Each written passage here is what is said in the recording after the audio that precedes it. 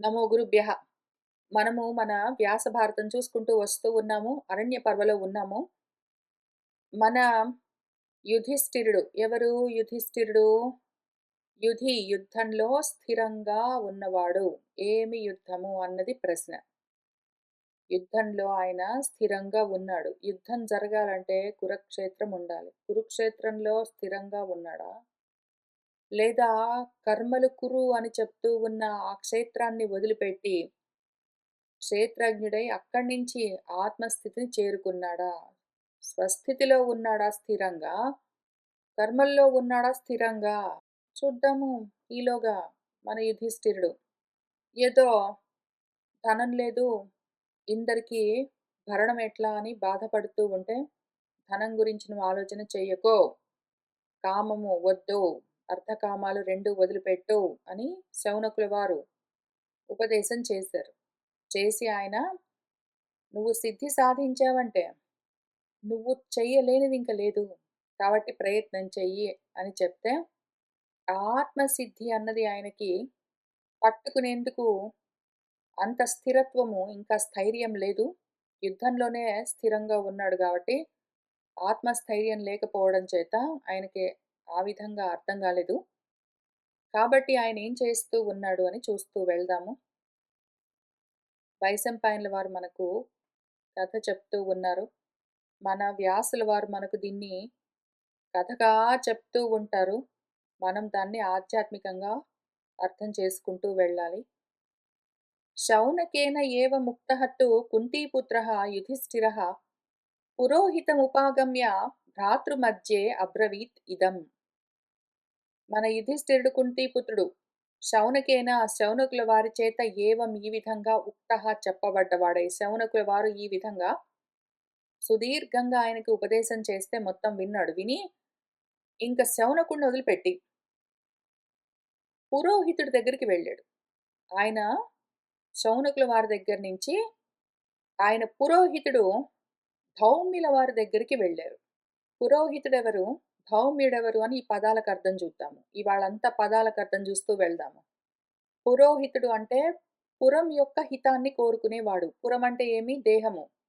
దేహ భరణను మాత్రమే చూడగలిగిన వాడు. దేహంతో సంబంధం ఉన్న విషయాలు మాత్రమే, దైహికమైన విషయాలు, ఐహికమైన విషయాలు మాత్రమే, వాటి యొక్క హితాన్ని, ఆత్మహితం కాదు, పురం యొక్క హితాన్ని చూసేవాడు పురోహితుడు. ఇక్కడ మామూలుగా పురోహితుడు అంటే ముందుండి హితాన్ని కలిగించేవాడు అని అట్లా చెప్తారు పురోహితులు అని. ఇక్కడ పురోహితుడు ఆధ్యాత్మ పరంగా పురం గురించిన హితమే, ఆత్మ గురించిన హితము, శ్రేయస్సు. ఆత్మ గురించిన హితమేముంది? ఆత్మే హితము, అదే శ్రేయస్సు. అది కాదు గాని దీని గురించి ఆలోచించేవాడు ఎవరు? మన యుధిష్ఠిరుడికి, యుద్ధంలో స్థిరంగా ఉన్నవాడికి పురోహితాన్ని కలిగించేవాడు ఎవరు? ధౌమ్యుడు. ధౌమ్యము అన్న పదము ధూమం నుంచి వస్తుంది. ధూమానికి సంబంధించింది ధౌమ్యము. అంటే ధూమ మార్గంలో, కర్మ మార్గంలో, కర్మకాండలతో సంబంధము ఉన్న లక్షణము. కేవలము కర్మనిష్టతో ఉండి యుద్ధంలో నిష్ఠ. యుద్ధంలో నిష్ఠ యుధిష్ఠిరం ఇప్పుడు. కాబట్టి కర్మ మార్గంలోకి వెళ్ళిపోతున్నాడు. ఇంతా విన్నాడు. ఇంత ఉపదేశం విని ముందు కామమొద్దు అని చెప్పారు శౌనకుల వారు. తర్వాత అర్థమొద్దు అని చెప్పారు. తర్వాత ధర్మం అంటే ఆత్మధర్మమే ధర్మము. మిగిలినవన్నీ అధర్మాలు. అసత్ ధర్మాలు, అనాత్మ ధర్మాలన్నీ అధర్మాలు. ఆత్మధర్మమే ధర్మము అని చెప్పారు. కాబట్టి ధర్మార్థ కామాలు 3 పక్కన పెట్టి మోక్షమన్న ధర్మం ఒకటున్నది. దాని మీద ఫోకస్ చెయ్యి అని చాలా క్లియర్‌గా చెప్తే, ఆయన విన్నాడు. విని వెళ్ళి మళ్ళీ కర్మల్లో పడ్డాడాయన. మోక్షము జ్ఞానంతో సంబంధము. అదొదిలిపెట్టి కర్మలతో సంబంధం ఉన్న, ధూమ మార్గంతో సంబంధం ఉన్న ధౌమ్యం దగ్గరికి వెళ్ళాడు మన యుధిష్ఠిరుడు. ఉపాగమ్య ఆయన్ని సమీపించి భ్రాతృ మధ్యే, తన సోదరుల మధ్యలో వాళ్ళందరితో పాటు కలిసి వెళ్ళాడు. ధౌమ్యుల వారితో ఇదం ఈ విధంగా అబ్రవీత్ అన్నాడు. ఆయన ఏమన్నాడంటే, ప్రస్థితం మా అనుయాంతి ఇమే బ్రాహ్మణాః వేదపారగాః న చ అస్మి పాలనే శక్తః బహు దుఃఖ సమన్వితః పరిత్యక్తుం న శక్నోమి దానశక్తిః చ నాస్తి మే కథమత్ర మయా కార్యం భగవాన్ తత్ బ్రవీతు మే అని అడిగాడు. గురువుగారండి, ప్రస్తుతం ఈ అడవిలోకి ప్రస్థానమైపోతూ ఉన్న నన్ను అంటే నన్ను అన్న మామన్న. ఇమే బ్రాహ్మణాః ఈ బ్రాహ్మలు వేదపారగాః వేదాన్ని పారమ్ముట్టేగా తెలుసుకున్న వాళ్ళు, వేదం యొక్క అవతల పారాన్ని చేరిన వాళ్ళు, ఈ బ్రాహ్మలందరూ ఇదిగో అడవిలోకి 12 సంవత్సరాలు వనవాసానికి ప్రస్థానమైపోతూ ఉన్న నన్ను అనుసరించి వస్తూ ఉన్నారండి. అయితే వీళ్ళ యొక్క పాలనే, వీళ్ళను పాలించడము చెయ్యడానికి శక్తి ఉన్నవాణ్ణి అస్మి అయి ఉన్నాను. వీళ్ళ పాలన, పోషణ చూడ్డానికి కావలసిన శక్తి నాకు లేదండి. బహుదుఃఖ సమన్వితః ఎంతో దుఃఖంతో కూడి ఉన్నాను. అన్నీ పోగొట్టుకున్నాను. నా సంపదలన్నీ, నా దగ్గర ధనం మొదలైనవేవీ లేవు. వీళ్ళందరికీ భోజనాలవన్నీ పెట్టేందుకు, ఆ ఏర్పాట్లు చేయడానికి నాకు ఏ శక్తి లేకుండా ఉన్నానో, అసహాయుణ్ణండి నేను, నిస్సహాయుణ్ణి. కానీ మళ్ళీ వీళ్ళందరినీ పరిత్యక్తుం న శక్నోమి వదిలిపెట్టలేను గూడా. వాళ్ళిష్టమొచ్చినట్టు వాళ్ళు చేస్తారు. వాళ్ళకు అవకాశం ఉంటే వాళ్ళు తెచ్చుకొని తింటారు అని అనుకోలేను. వెళ్ళమని చెప్తే వాళ్ళు వెళ్ళట్లేదు. నాతోటే వస్తున్నారు. వాళ్ళని వదిలిపెట్టి పోలేను. నాకు దానశక్తి ఇచ్చ నాస్తి. నాకు వాళ్ళకేమైనా పెడదామంటే దానం జేయడానికి, ప్రదానం జేయడానికి శక్తి లేదు. వాళ్ళని రమ్మనలేను. వాళ్ళని పొమ్మనలేను. ఉంటే వాళ్ళకి పెట్టలేను. వాళ్ళని పోగొట్టుకోలేను. ఇట్లాంటి కష్టంలో ఎంతో దుఃఖంతో ఉన్నానండి. బహు దుఃఖంతో ఉన్నాను నేను. ఈ విషయంలో నా చేత కార్యం చెయ్యవలసింది ఏమో, కథం ఎట్లా చెయ్యాలో భగవాన్ గురువుగారు దాన్ని నాకు బ్రవీతు చెప్పండి. మరి ఈ విషయంలో నేనేం జేయాలండి? నా కార్యమేమి? నా కర్తవ్యమేమి? వాళ్ళని వెళ్ళమంటే వాళ్ళు అయినా వస్తామంటున్నారు. వాళ్ళని వదిలిపెట్టి పోలేను. వాళ్ళు నాతో వస్తే వాళ్ళకి భోజనాలవన్నీ పెట్టలేను. అశక్తుణ్ణి. ఏం చేయమంటారు నన్ను? మార్గం చూపించండి అని అడిగాడు. ముహూర్తమివ సహ ధ్యాత్వా ధర్మేణ అన్విష్య తాం గతిం యుధిష్ఠిరం ఉవాచ ఇదం ధౌమ్యః ధర్మభృతాం వరః. మన ధౌమ్యుల వారు ధూమ మార్గంలో మాత్రం ఉపదేశం చేయగలరు. కర్మలు చేయించగలరు. ఆయన ధర్మభృతాం వరః. ధర్మాన్ని ధరించిన వాళ్ళలో శ్రేష్ఠుడు. ఏ ధర్మమో? ప్రాపంచికమైన ధర్మాలు ఏవైతే కర్మలున్నాయో వాటిని ధరించిన వాళ్ళలో శ్రేష్ఠుడు. అవి బాగా తెలుసు. ఆ విధంగా ప్రాపంచికమైన కర్మల గురించి, వేదోక్తమైన కర్మకాండ భాగంలో ఉన్న విషయాల గురించి ఆయనకు తెలుసు. అందులో ఆయన నిష్ణాతుడు. ఆ ధౌమ్యుడు ఇప్పుడు ముహూర్తం ఒక ముహూర్త కాలము కొంతసేపు ధ్యాత్వ ఆలోచన చేశాడు. ఏ విధంగా యుధిష్ఠిరుడికి నేను మార్గం చూపించగలను అని. ఒక గతిని, ఒక మార్గాన్ని ధర్మేణ అన్వేష్య, ధర్మంగా, ఒక ధర్మ మార్గాన్ని ధర్మంగా ఆయనతో పాటు వస్తూ ఉన్న వాళ్ళందరికీ ఈ మన యుధిష్ఠిరుడు ఏ విధంగా యజ్ఞంగా భోజనాదులన్నీ సమకూర్చగలడు అన్న విషయాన్ని ఆలోచన చేసి యుధిష్ఠిరుడితో ఇదం ఉవాచ ఈ విధంగా చెప్తూ ఉన్నాడు. పురా సృష్టాని భూతాని పీడ్యంతే క్షుధయా భృశం తతః అనుకంపయా తేషాం సవితా స్వపితా ఇవ.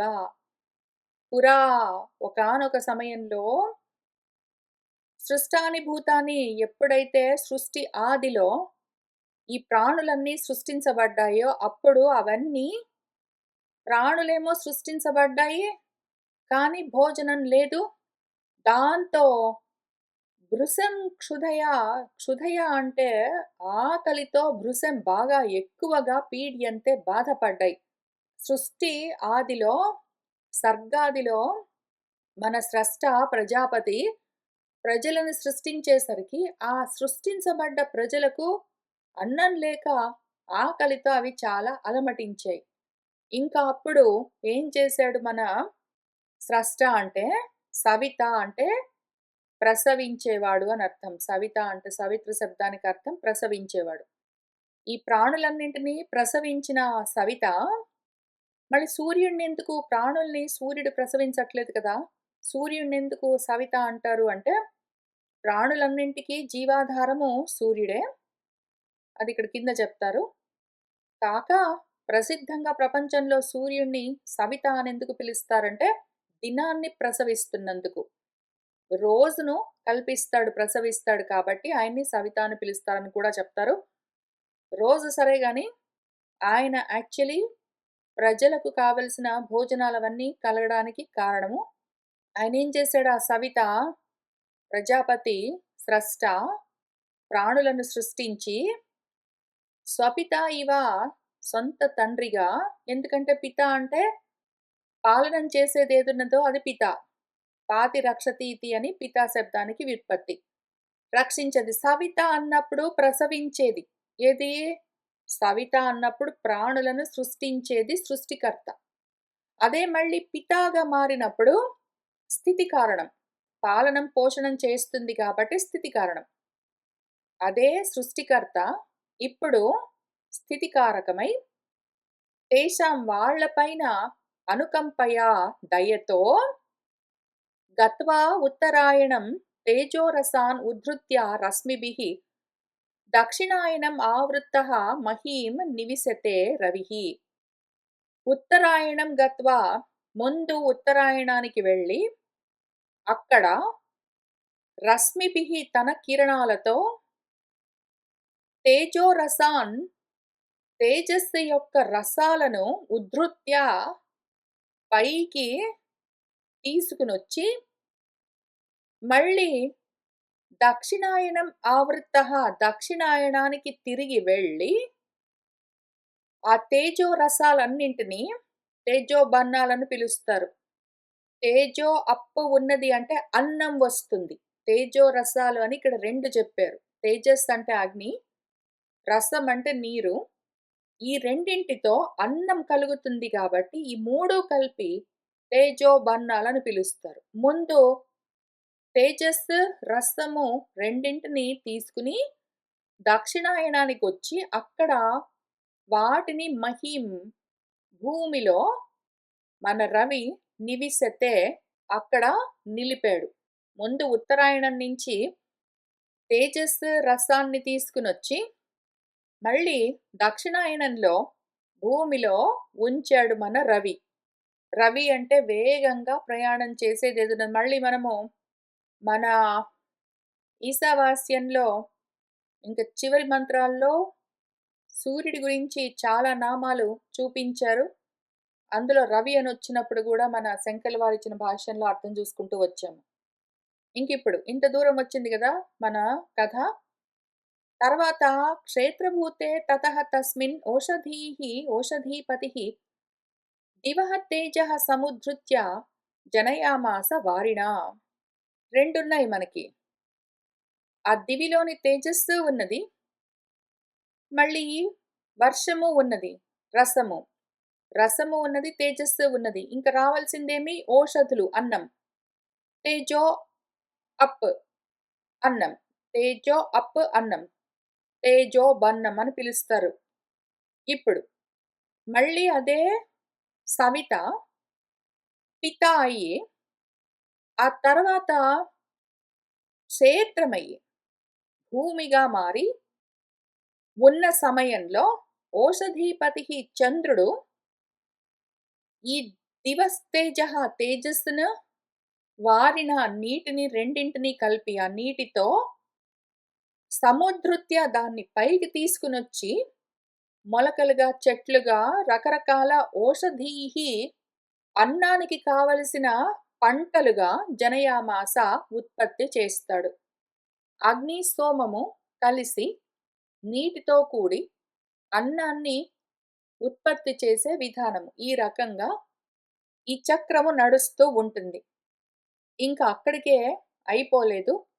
నిషిక్తః చంద్రతేజోభిః సూయతే భూగతః రవిః ఓషధ్యః షడ్రసాః మేధ్యాః.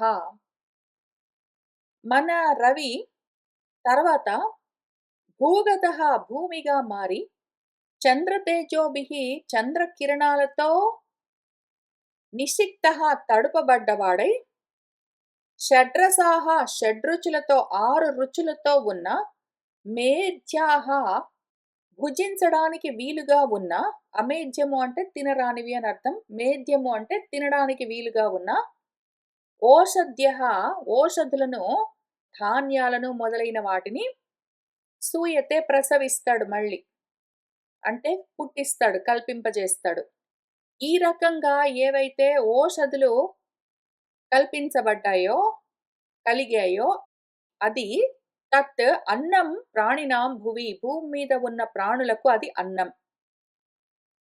ఏవం భానుమయం హి అన్నం భూతానాం ప్రాణధారణం. పితా ఏషః సర్వభూతానాం తస్మాత్ తం శరణం వ్రజ. ఏవం ఈ విధంగా భానుమయమైన, ప్రకాశమయమైన, భాను అంటే ప్రకాశమయమైన ఈ విధంగా కల్పించబడ్డదేదున్నదో అది అన్నం. ప్రాణులన్నింటికీ అదే ప్రాణధారణం. ప్రాణుల యొక్క ప్రాణాన్ని ధరించేది, ప్రాణాలు నిలబెట్టే అన్నము ఇది. ఏషః ఈయన సర్వభూతానాం పిత. సర్వ ప్రాణులకు పిత అంటే పాలకుడు, పాలించేవాడు అంటే పోషణ చేసేవాడు అయి ఉన్నాడు. తస్మాత్ కాబట్టి తం ఆ రవిని, ఆ సవితను, సూర్యుణ్ణి శరణం వ్రజ నువ్వు ఆశ్రయించు, శరణు చేరు అని చెప్తూ ఉన్నాడు. బయట తలెత్తి ఆకాశంలో చూస్తే కనిపించే సూర్య మండలమేదున్నదో అది కేవలము ఆది భౌతికము. అయితే అందులో ఆది దైవికంగా ఉన్న తత్వమేదున్నదో దాన్ని నువ్వు చేరుకో అని చెప్తూ ఉన్నారు. ఆదిత్య మండలాంతర్గతంగా ఉన్న ఏ అధిష్టాన దైవమున్నదో దాన్ని ఉపాసించు అని చెప్తూ ఉన్నాడు. అయితే అక్కడికే ఆగడానికి వీల్లేదు మళ్ళీ. అక్కడి నుంచి దాన్ని ఆది భౌతికమైన సూర్య మండలంలో ఆది దైవికమైన ఆదిత్యుడిగా ఉపాసన చేసినంత మాత్రాన సరిపోదు. దాన్ని ఆధ్యాత్మికంగా, ఆత్మగా చూడగలగాలి. అంతవరకు వస్తే విషయం వేరేగా ఉంటుంది. కాబట్టి నువ్వు ఎంత దూరం వెళ్తావన్నది నీ ఇష్టము. ఈ సూర్యుడు, ఈ సూర్య భగవానుడు సకల ప్రాణులకు ప్రాణాధారమై ఉన్నాడు. కాబట్టి నువ్వు ఆయనను కోరుకో అంటే, బయటికి వెళ్ళి సూర్యోదయం సమయంలో, ఆకాశంలో మధ్యలో ఉన్న సమయంలో, సాయంకాలం అస్తమిస్తున్న సమయంలో, త్రిసంధ్యల్లో సూర్యుడికి నమస్కారాలు చేయడము, ఇవన్నీ ఆ సూర్యుడిని కదులుతూ ఉన్న, ఆకాశంలో కదులుతూ ఉన్న సూర్య గోళాన్ని చూసి నమస్కారాలు చేయొచ్చు. అది ఆది భౌతికము. అయితే ఆ సూర్య గోళంలో ఉన్నదేదున్నదో తత్వము అని ఆదిత్యుడిగా ఉపాసన చేస్తే అది ఉపాసన మళ్ళీ ఆది దైవికము. అంత దూరం కూడా వెళ్ళొచ్చు. కేవలం ఇక్కడ సూర్యుడిని చూస్తూ గాయత్రి మంత్రమో, సవిత్ర మంత్రమో చెప్పుకుంటూ నమస్కారాలు చేయొచ్చు. ఇంతవరకే, సూర్య మండలం వరకే. అది ఆది భౌతికము.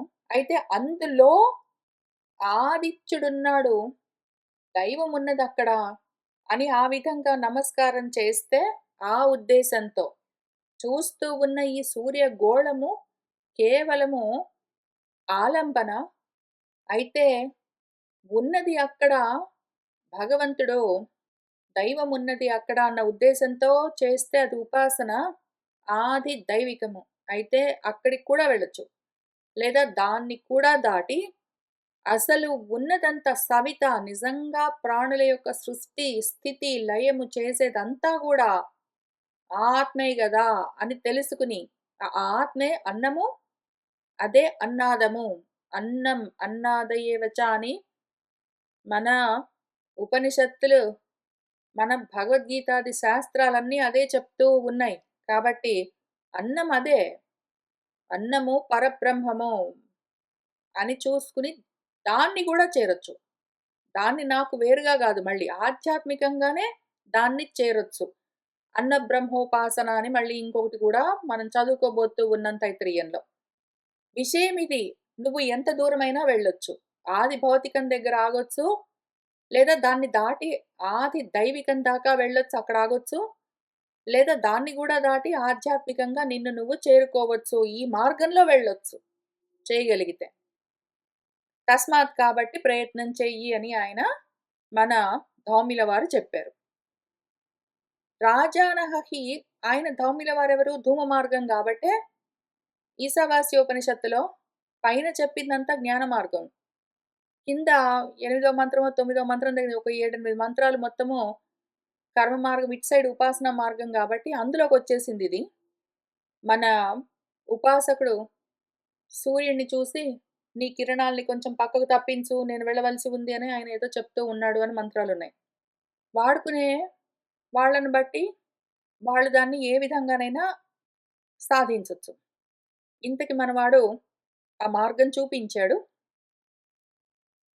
రాజానః హి మహాత్మానః యోనికర్మ విశోధితాః ఉద్ధరంతి ప్రజాః సర్వాః తపః ఆస్థాయ పుష్కళం. ఎంతోమంది మహాత్ములు, రాజులు యోని కర్మ విశోధితాః. యోని అంటే కారణము, కర్మ. కర్మకు కారణమైన జన్మలు. యోని కర్మ విశోధితాః అంటే కర్మశుద్ధి, జన్మశుద్ధి. మొత్తం కారణాలతో అన్నీ శుద్ధి చేసుకున్న వాళ్ళు ఎవరున్నారో అటువంటి వాళ్ళు మహాత్ములు, రాజులు, సర్వాహ అందరూ కూడా ప్రజలెవరున్నారో వాళ్లను తపః ఆస్థాయ తపస్సుని ఆశ్రయించి తప్పించి పుష్కళంగా ప్రజలను ఉద్ధరిస్తారు. ప్రజలకు కావలసిన భోజనాలు మొదలైనవన్నీ ఏర్పాటు చేయగలుగుతూ ఉన్నారు ఎంతోమంది రాజులు.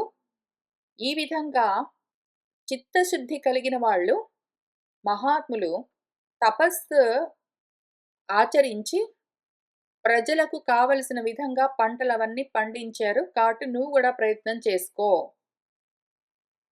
భీమేన కార్తవీర్యేణ వైన్యేన నహుషేణ చ తపోయోగ సమాధిస్థైః ఉద్ధృతాః హి ఆపదః ప్రజాః.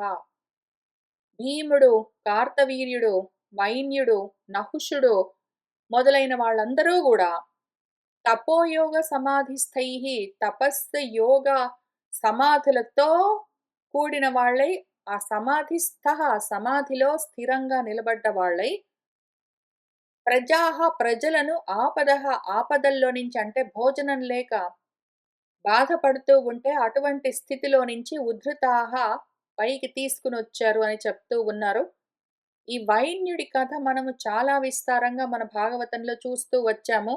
వేణుడి కొడుకు మన పృథువు భూమి ఓషధులన్నింటినీ వెనక్కి విత్డ్రా చేసి పంటలు పండించకుండా ఆపేస్తే అప్పుడు భూమి వెంటబడి వెళ్తాడాయన తరుముతూ. తర్వాత భూమి ఏదో మార్గం చూపిస్తుంది. దాంతో యజ్ఞాలు అవన్నీ చేసి ప్రజలు అన్నం లేక ఏడుస్తూ ఉంటే ఆయన వాళ్లకు భోజనాలన్నీ ఏర్పాట్లు చేశాడు. ఇంకా ఎన్నో పిండాడు.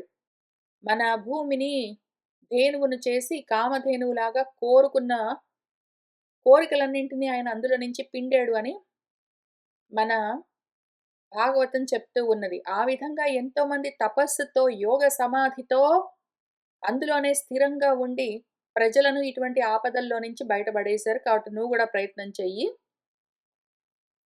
తథా త్వమపి ధర్మాత్మన్ కర్మణా చ విశోధితః తపః ఆస్థాయ ధర్మేణ ద్విజాతీన్ భరా భారత. తథా అదే విధంగా త్వమపి నువ్వు కూడా ధర్మాత్మన్, ఓ ధర్మాత్ముడా, ధర్మస్వరూపమా, కర్మణ విశోధితః కర్మశుద్ధి కావాలి. ఎందుకు అంటే కర్మశుద్ధి లేదనుకో, కర్మశుద్ధి లేకపోతే ఈ కర్మ నేను చేస్తూ ఉన్నాను, ఈ కర్మ వల్ల కలిగే ఫలితము నాదే అని కర్తృత్వ భోక్తృత్వాలతోటి చేస్తే ఇవి సరిగ్గా పనిచేయవు. కానీ కర్మశుద్ధి కలిగింది అంటే అంటే కర్మతో నీకు సాంగత్యము లేదు, కర్మ ఫలం పైన ఆశ లేదు. ఆ విధంగా ఒకవేళ నువ్వు ధర్మంగా, అందుకనే ధర్మాత్ముడా అని పిలిచాను నేను, ఆ విధంగా నువ్వు చేసావంటే అటువంటి స్థితిలో, కర్మశుద్ధితో ఉన్న స్థితిలో నువ్వు తపః ఆస్థాయ తపస్సు ఆచరించి నువ్వు కోరుకున్నది సాధించొచ్చు. కాబట్టి భారత, ఓ యుధిష్ఠిర, తపస్సును ఆస్థాయ తపస్సులో ఉండి ధర్మంగా ద్విజాతీన్, ఈ ద్విజులను భరించు, వాళ్ళను పోషించు అని చెప్పాడు.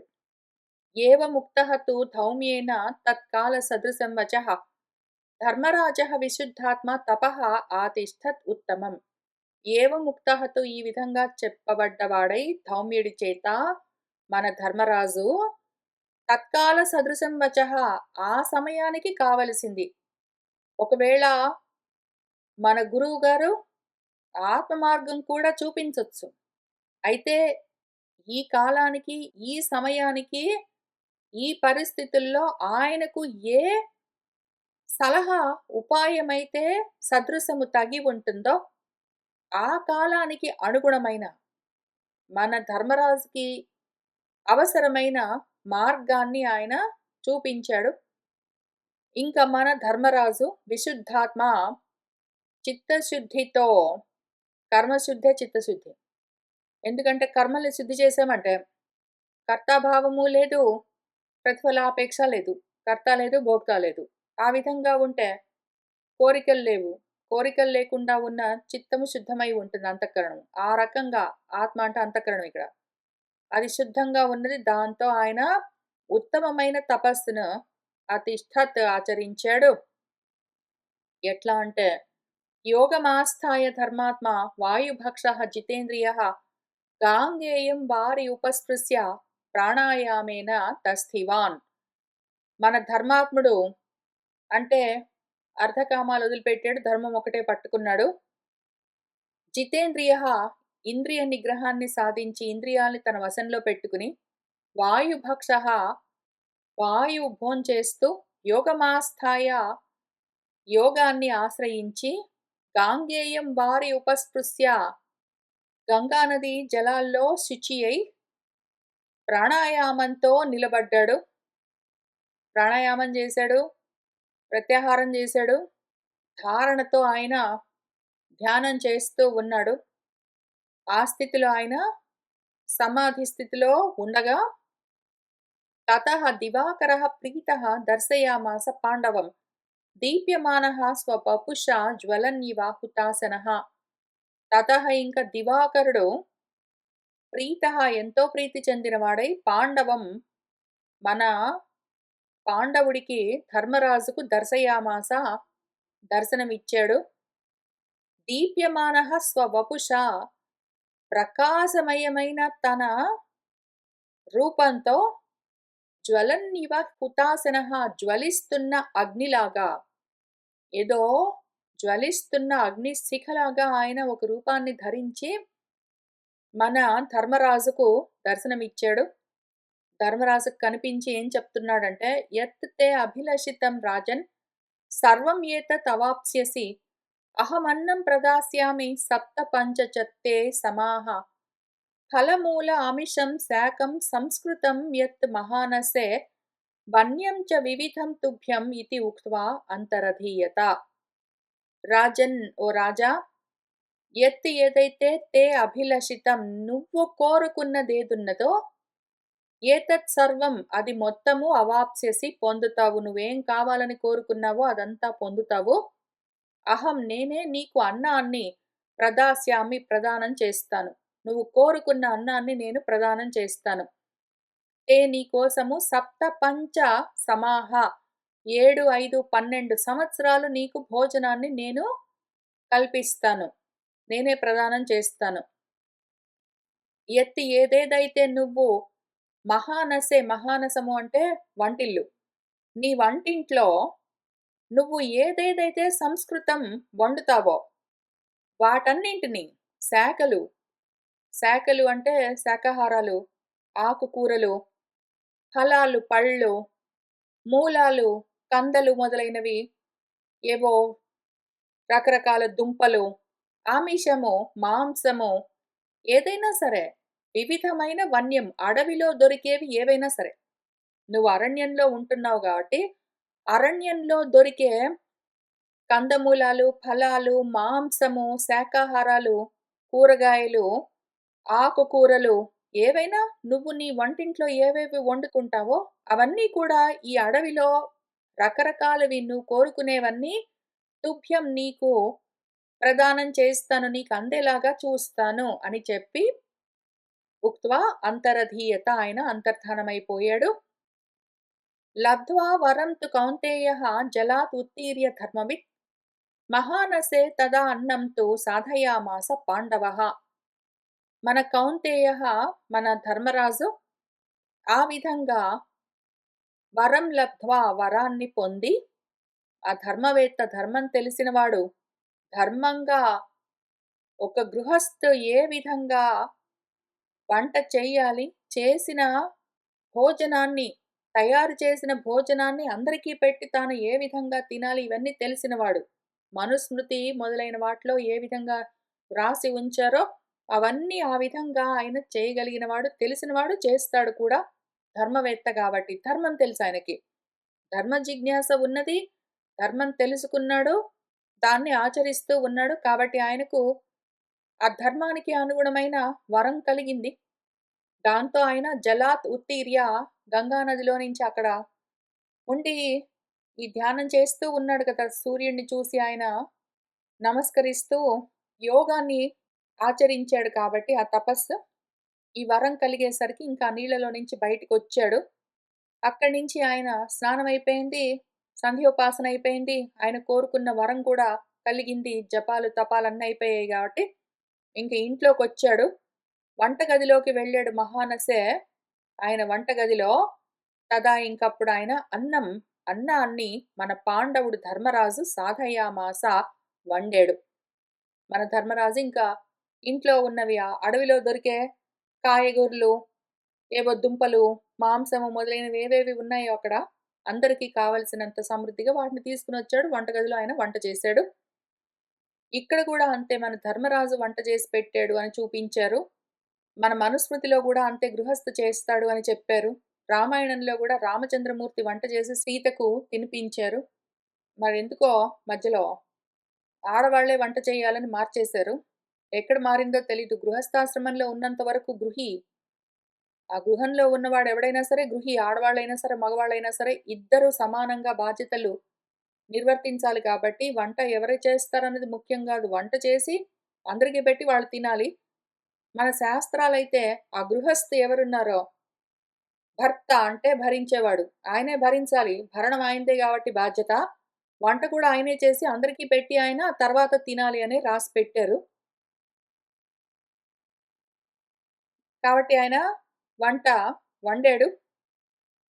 వంట చేసిన తర్వాత భుక్తవత్సు చ విప్రేషు భోజయిత్వా అనుజాన్ అపి శేషం విఘస సంజ్ఞం తో పశ్చాత్ భుంక్తే యుధిష్ఠిరః. మన యుధిష్ఠిరుడు ధర్మం తెలిసినవాడు, ధర్మవేత్త, ధర్మశాస్త్రాల్లో ఎట్లా రాసున్నది అని ఆయనకు తెలుసు కాబట్టి ఆయనే వంటకు కావలసినవి తీసుకుని వచ్చి వంట చేసి విప్రులందరికీ భోజనాలు పెట్టి, వాళ్ళు తిన్న తర్వాత భోజయిత్వ, వాళ్ళకి భోజనాలు చేయించి వాళ్ళు తిన్నాక అనుజానపి, తన తమ్ముళ్లకు, తన తర్వాత పుట్టిన వాళ్ళందరికీ, ద్రౌపదితో సహా, అనుజులు అంటే తర్వాత పుట్టిన వాళ్ళు, ఆయన కన్నా చిన్నవాళ్ళు, పెద్దలకు పెట్టాడు, పిల్లలకు పెట్టాడు. ఆ తర్వాత శేషంగా మిగిలిన దాన్ని, భుక్త శేషాన్ని, విగసమన్న పేరున్న ఆ అమృతాన్ని ఆయన పశ్చాత్ తర్వాత భుంక్తే తింటూ ఉన్నాడు మన యుధిష్ఠిరుడు. దీన్ని కొంతలో చెప్పి పూర్తి చేశారు మన వ్యాసుల వారు. మన స్మృతుల్లో, మనుస్మృతిలో మనం చదువుకుంటూ వస్తూ ఉన్నాము. అది మానవ ధర్మశాస్త్రం కాబట్టి మనుషులు ఎట్లా ప్రవర్తించాలి అని చెప్తూ ఉంటారు కాబట్టి అందులో పూర్తిగా రాసిచ్చారు మనకు. పంచయజ్ఞాలుగా చెయ్యాలి, పంచసూనాలు కలగకుండా ఉండడానికి. కాబట్టి అవన్నీ ఆయన పూర్తి చేశాడు యుధిష్ఠిరుడు. ఏవం దివాకరాత్ ప్రాప్య దివాకర సమజ్జితిః కామాన్ మనః అభిలషితాన్ బ్రాహ్మణేభ్యః దదౌ ప్రభుః. ఏవం, ఈ విధంగా మన ప్రభువు ఇంత ప్రభావంతో అందరికీ భోజనాలు సమకూర్చేందుకు కావలసిన కర్మలు చేస్తూ ఆయన పంచమహాయజ్ఞాలుగా ఆయన ధర్మాల్ని నిర్వర్తిస్తూ ఉన్నవాడు మన ధర్మరాజు యుధిష్ఠిరుడు.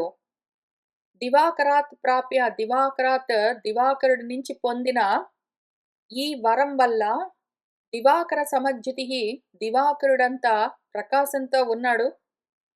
మనః కామాన్ అభిలషితాన్, మనసులో కోరుకున్న కోరికలన్నింటినీ కూడా బ్రాహ్మణేభ్యః బ్రాహ్మణులందరికీ దదౌ ప్రదానం చేస్తూ ఉన్నాడు. ఎవరికి ఏది కావాలో అవన్నీ ఆయన కల్పిస్తూ ఉన్నాడు. పురోహిత పురోగాః చ తిథి నక్షత్ర పర్వసు యజ్ఞార్థాః ప్రవర్తంతే విధి మంత్ర ప్రమాణతః.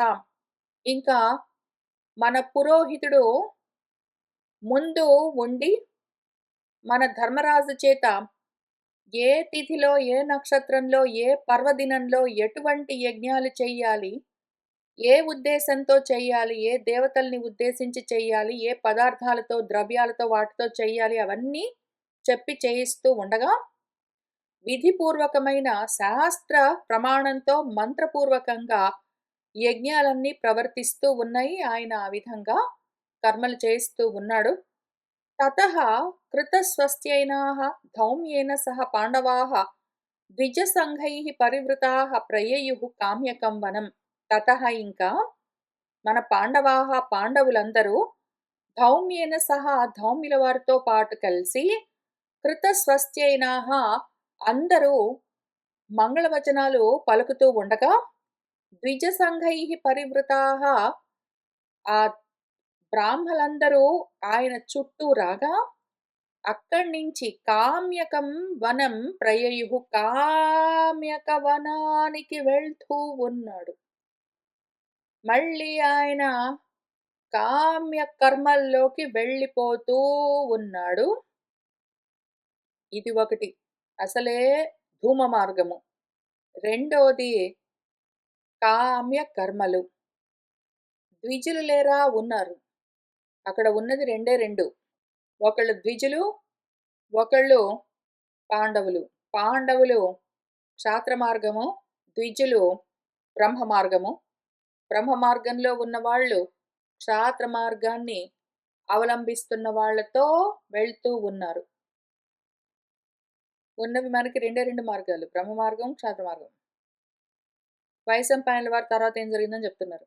పాండవాః తు వనే వాసముద్దిశ్య భరతర్షభాః ప్రయయుః జాహ్నవీకూలాత్ కురుక్షేత్రం సహ అనుగాః.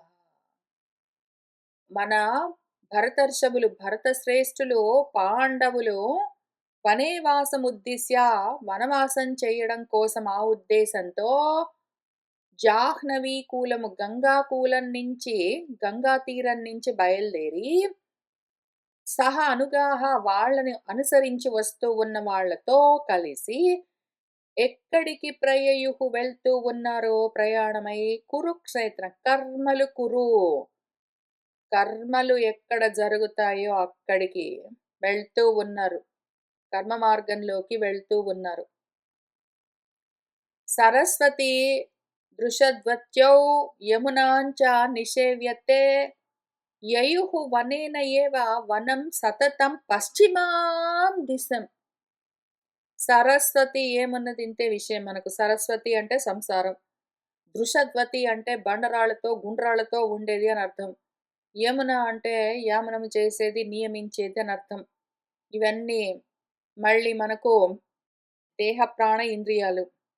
వాటన్నింటినీ సేవిస్తూతే వాళ్ళు చివరికి వనేనైవ వనం సతతం అదే పనిగా ఒక అడవి నుంచి ఒక అడవికి, ఒక వనం నుంచి ఒక వనానికి వెళ్తూ వెళ్తూ వెళ్తూ ఏ దిక్కులో వెళ్తున్నారు? పశ్చిమ దిక్కులో. పశ్చిమము అంటే పశ్చాత్, తర్వాత అని. తర్వాత ఏమి? కర్మ. జ్ఞానం తర్వాత అపరంగా ఉండేదేమి? కర్మలోకి, కర్మ దిక్కుగా వెళ్ళిపోతూ ఉన్నారు వాళ్ళు. ప్రపంచం దిక్కుగా వెళ్ళిపోతూ ఉన్నారు. తతః సరస్వతీ కూలే అసమేషు మరుధన్వసు అసమేషు సరస్వతి కామ్యకం నామ దదృశుః వనం ముని జనప్రియం. అసలు అన్ని ల్యాండ్ మైన్స్ లాగా ఉన్నాయి, ల్యాండ్ మైన్స్ లాగా ఉన్నాయి, అన్ని మందు పాత్రల్లాగా ఉన్నాయి. తతః ఇంక వాళ్ళు మన వాళ్ళు సరస్వతి కూలం, సరస్వతి తీరం. సరస్వతి అంటే సరస్సు అంటే ఏమి? సంసారం. సంసార తీరంలోకి వెళ్ళిపోతున్నారు వాళ్ళు. అది ఎట్లా ఉంటుంది? అసమంగా ఉంటుంది. అసమంగా ఉంటుంది. అది ఎక్కువ తక్కువలతో, తారతమ్యాలతో, తరతమ భేదాలతో ఉంటుంది. మరుధన్వసు మృగతృష్ణలతో. మరుధన్వసు అంటే ఎడారి ప్రాంతము. ఎడారుల్లో ఉండేవి ఏమి? మృగతృష్ణలు. అసలే కురుక్షేత్రము. పైగా మరుక్షేత్రము. అందులో ఉండేవి మృగతృష్ణలు. అంటే ఏమి? కామ్యాలు. కోరికలతో దాని పేరే అది. కామ్యకం అన్న పేరున్న ఒక వనాన్ని వాళ్ళు దదృశుః చూశారు. అదెట్లా ఉన్నది? మునిజన ప్రియం. ముని అంటే మనుతేయితి అని తెలుసుకుంటూ ఉండేది అని అర్థం. మనస్సు అని అర్థం. మనస్సు ఉంటేనే మనసు కదిలిందంటే జన్మలుంటాయి. దానికి ప్రియమైన కోరికలతో కూడి ఉన్న మృగతృష్ణలతో నిండి ఉన్న సంసారమన్న అసమమైన స్థితిలోకి ఆ ప్రాంతానికి వాళ్ళు వెళ్ళిపోయారు.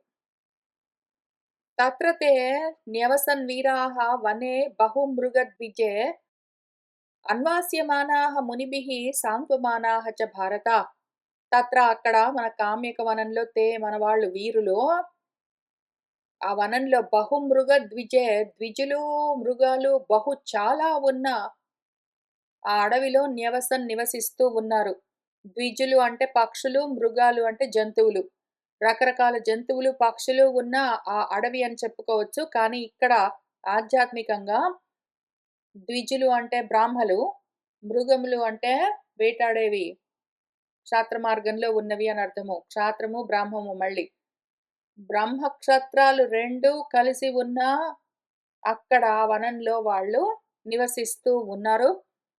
మునిభిః మునుల చేత అన్వాస్యమానాః మునులందరూ నమ్మకం చెప్తూ ఉంటే, సాంత్యమానాః ఊరడిస్తూ ఉంటే, వాళ్ళు అక్కడ జీవిస్తూ ఉన్నారు కామ్యక వనంలో.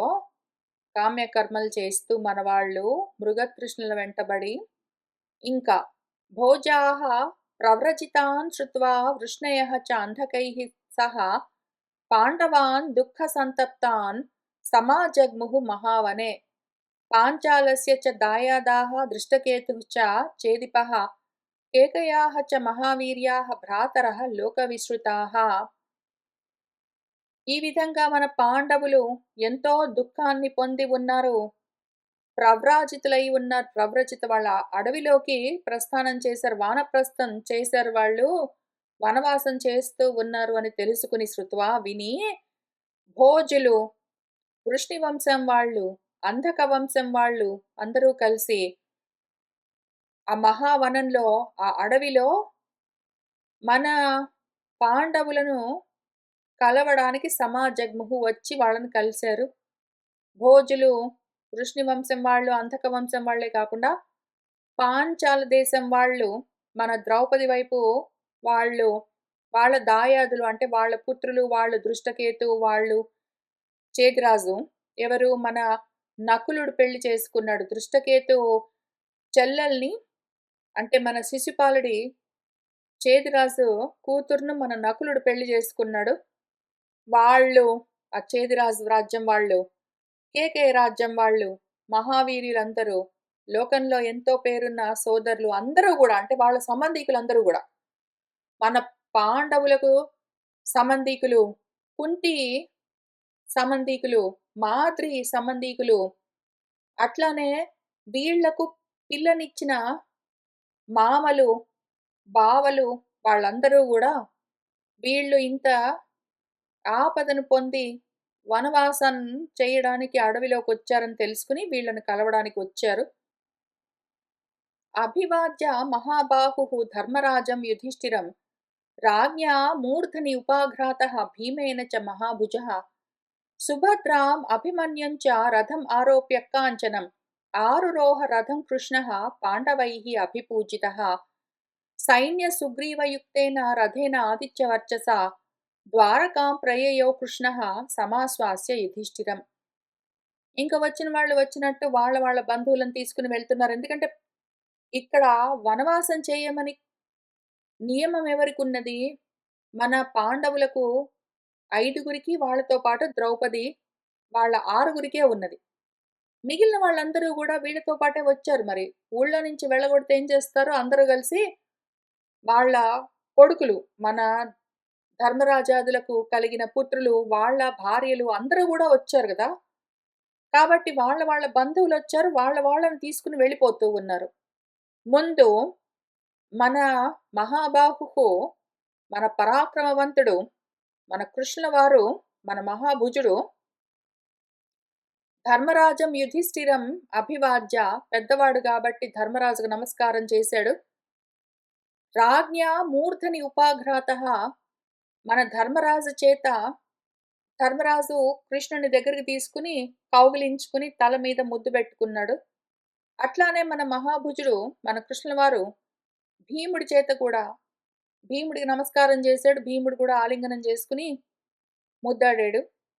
ఇంకా ఆయన ఏం చేశారు కృష్ణుల వారు, సుభద్రాం అభిమన్యుం చ, సుభద్రను అభిమన్యుణ్ణి వాళ్ళిద్దరినీ బంగారుమయమైన రథాన్ని ఆరోప్య ఎక్కించి ఆయన కూడా రథం ఆరురోహ ఎక్కారు. పాండవైహి అభిపూజిత, పాండవులు ఆయన్ని గౌరవించి మర్యాద చేశారు.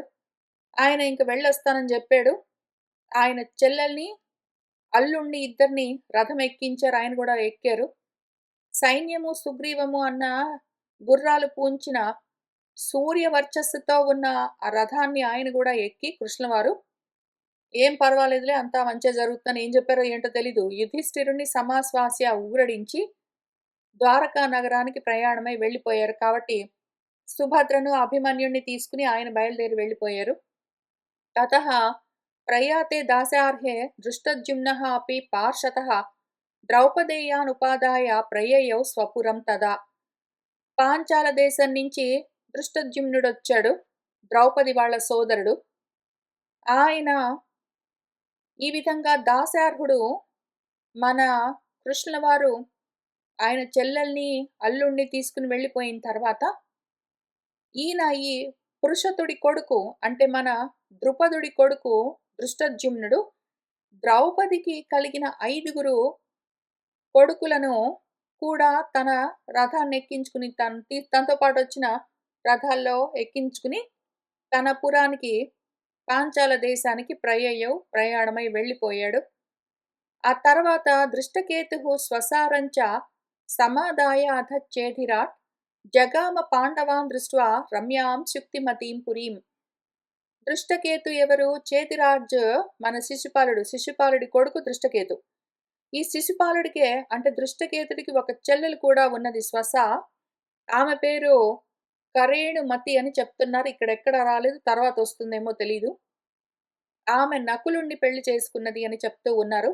కాబట్టి దృష్టకేతు వచ్చి పాండవులకి ధైర్యం చెప్పి వాళ్ళని చూసి పలకరించిన తర్వాత ఇంకా తన చెల్లెల్ని తీసుకుని రమ్యమైన శుక్తిమతిపురము అంటే ఈ చేతి రాజ్యానికి రాజధాని శుక్తిమతి, ఆ పురానికి జగామ వెళ్ళిపోయాడు. ఇంకా తర్వాత కేకయాః చ అప్యనుజ్ఞాతాః కౌంతేయేన అమితౌజస ఆమంత్ర్య పాండవాన్ సర్వాన్ ప్రయయుః తే అపి భారత. ఓ భారత జనమేజయ, తర్వాత ఏం జరిగిందంటే కేకేయ రాజులు వాళ్ళందరూ కూడా వచ్చారు. వాళ్ళు కూడా గొప్ప తేజోమూర్తి అయిన మన యుధిష్ఠిరుణ్ణి కలిశారు, ధైర్యం చెప్పారు. వెళ్ళొస్తామని చెప్పి, ఇంకేముంది ఎవరైనా చేయగలిగింది ఇంతే, వెళ్ళొస్తామని చెప్పి పాండవులందరి దగ్గర సెలవు పుచ్చుకుని అందరూ కూడా వెళ్ళిపోయారు. తతః తేషు ప్రయాతేషు కౌంతేయః సత్యసంగరః అభ్యభాషత ధర్మాత్మ భ్రాతॄన్ సర్వాన్ యుధిష్ఠిరః. తతః ఇంకా తేషు ప్రయాతేషు వాళ్ళందరూ ఎక్కడ వాళ్ళు అక్కడ వాళ్ళ చెల్లెళ్ళనో వాళ్ళ అల్లుళ్ళనో వాళ్ళను తీసుకుని వెళ్ళిపోయిన తర్వాత సత్యసంధుడు మన కౌంతేయుడు ధర్మరాజు, ఆ ధర్మాత్మ, ఆ యుధిష్ఠిరుడు భ్రాతృన్ సర్వాన్ తన తమ్ముళ్ళందరితో ఈ విధంగా అభ్యభాషత అన్నాడు. ఇంకెక్కడి వాళ్ళు అక్కడ వెళ్ళిపోయారు. మిగిలిన భార్యలు పుత్రులు వెళ్ళిపోయిన తర్వాత ద్రౌపదితో పాటు ఈ 5 ఉన్నారు. ఇంక మిగిలిన మన బ్రాహ్మలందరూ ఉన్నారు. తమ్ముళ్ళతో ఆయన ఏమన్నాడంటే, ద్వాదశ ఇమాహ సమాహ అస్మాభిః వస్తవ్యం నిర్జనే వనే సమీక్షధ్వం మహారణ్యే దేశం బహుమృగద్విజం బహుపుష్పఫలం రమ్యం శివం పుణ్యజనోచితం యత్ర ఇమాహ శరదః సర్వాః సుఖం ప్రతివసేమహి. మనము ఈ 12 సంవత్సరాలు ఇక్కడ నిర్జనమైన అడవిలో నివసించవలసి ఉన్నది, వస్తవ్యం. అందుకని ఈ మహారణ్యంలో ఏ ప్రదేశమైతే బాగుంటుందో, చక్కగా మృగాలతో, ద్విజాలతో, పశుపక్షులతో, ఎన్నో పూలతో, పళ్ళతో, రమ్యమైన, మంగళకరమైన, పుణ్యకరమైన జనులతో నిండి ఉంటుందో, అటువంటి ప్రదేశాన్ని సమీక్షధ్వం చూడండి మరి. ఈ మహారణ్యంలో ఎక్కడ ఉండాలో ఈ 12 సంవత్సరాలు, దానికి తగిన ప్రాంతము అన్ని వసతులతో ఉన్నది. చక్కగా పశువులు, పక్షులు, పళ్ళు, పూలు, మంచినీళ్ళు, చక్కటి పుణ్యాత్ములు ఉన్న ప్రాంతం చూడండి. అక్కడ ఈ సమయమంతా ఇన్ని శరత్ కాలాలు మనం సుఖంగా నివసించేందుకు అవకాశం ఎక్కడుంటుందో అది చూడండి అని చెప్పాడు. ఏవముక్తే ప్రత్యువాచ ధర్మరాజం ధనంజయః గురువత్ మానవ గురుం మానయిత్వా మనస్వినం. ఏవముక్తే ఈ విధంగా చెప్పబడ్డవాడై మన ధనంజయుడు ధర్మరాజుతో ఈ విధంగా అన్నాడు. మానవ గురువు మన ధర్మరాజును గురువుగా, పెద్దవాడిగా గౌరవిస్తూ, గొప్ప మనసుతో ఉన్నవాడు మన అర్జునుడు ఈ విధంగా అంటూ ఉన్నాడు. గొప్ప మనసుతో ఉన్నాడు, గొప్ప బుద్ధితో ఉన్నాడు, పెద్దవాడు, ధర్మం తెలిసినవాడు. ఆయనతో మన ధనంజయుడు ఈ విధంగా అంటూ ఉన్నాడు. అర్జునుడు ఏమన్నాడంటే, ఇదం ద్వైతవనం నామ సరహ పుణ్యజనోచితం బహుపుష్పఫలం రమ్యం నానాద్విజ నిషేవితం అత్ర ఇమాః ద్వాదశ సమాః విహరేమ ఇతి రోచయే యది తే అనుమతం రాజన్ కిం వా అన్యత్ మన్యతే భవాన్.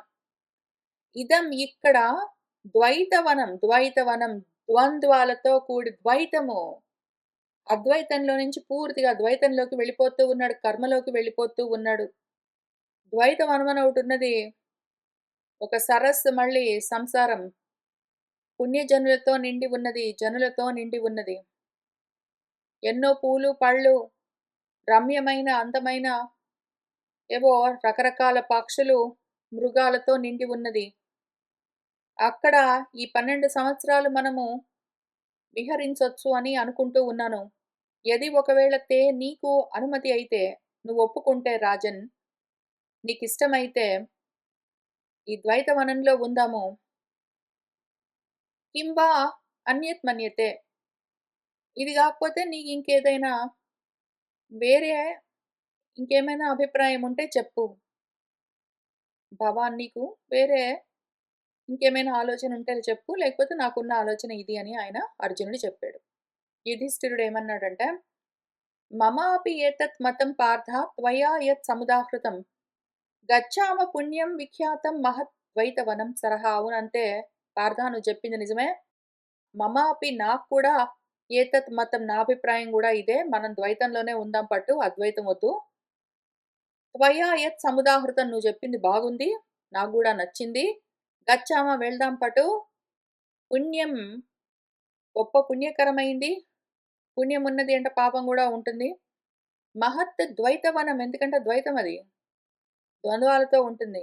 ద్వైతవనము అన్న పేరున్నది ఏదున్నదో అక్కడికి వెళ్దాం పదా అని ఆయన కూడా అన్నాడు.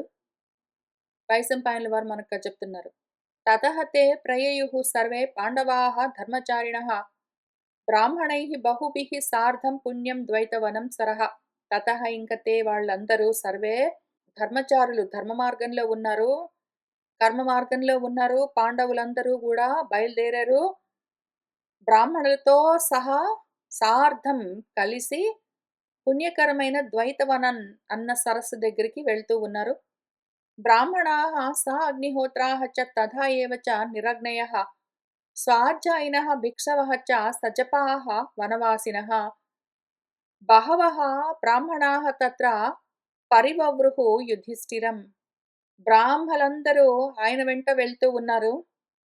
అగ్నిహోత్రాలతో ఉన్నవాళ్ళు, అగ్నులు లేకుండా ఉన్నవాళ్ళు, నిరగ్నులు, స్వాధ్యాయం చేస్తూ ఉన్నవాళ్ళు, భిక్షాటన చేస్తూ ఉన్నవాళ్ళు, జపతపాలతో ఉన్నవాళ్ళు, వనవాసం చేస్తూ ఉన్న వాళ్ళందరూ కూడా ఆయనతో పాటు వెళ్తూ ఉన్నారు. వాళ్ళతో పాటు వెళ్తూ ఉన్నారు.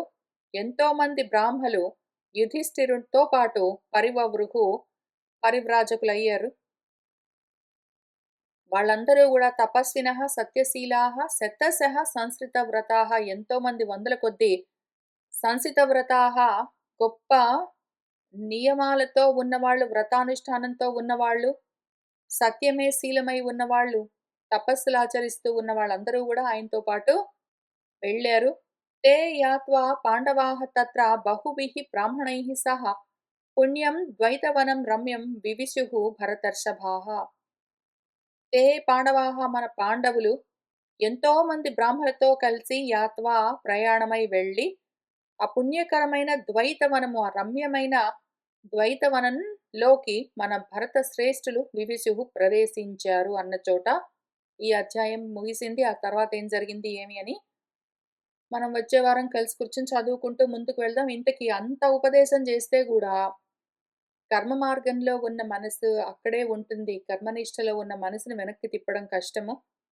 ముందు కామ్యకర్మలతో ఉన్నా గూడా కనీసం తర్వాత నిష్కామంగా చేసి, ఆ తర్వాత చిత్తశుద్ధి సాధించి, ఆ తర్వాత ఈ కర్మాధికారులు గాబట్టి కర్మలు చేస్తూనే ఉంటారు.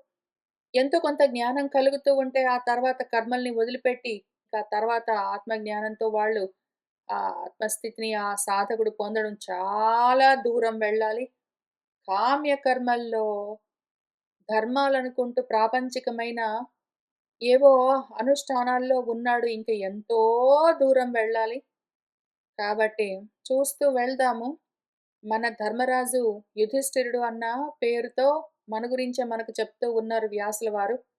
ఆయన ఏం చెప్తూ ఉన్నారు అన్నది తెలుసుకుని, అర్థం చేసుకుని, నేర్చుకుంటూ, అన్వయం చేసుకుంటూ, అవసరమైన చోట చిత్తశుద్ధికి సాధన చేస్తూ, ఎక్కడెక్కడ అవసరమో అక్కడక్కడ నేర్చుకున్న దాన్ని ఆచరిస్తూ వెళ్దాము. ఇవాల్టికి వెళ్ళి మళ్ళీ వచ్చి కూర్చుని ఇక్కడి నుంచి చదువుకుంటూ ముందుకు వెళ్దాము. శుభం భవతు.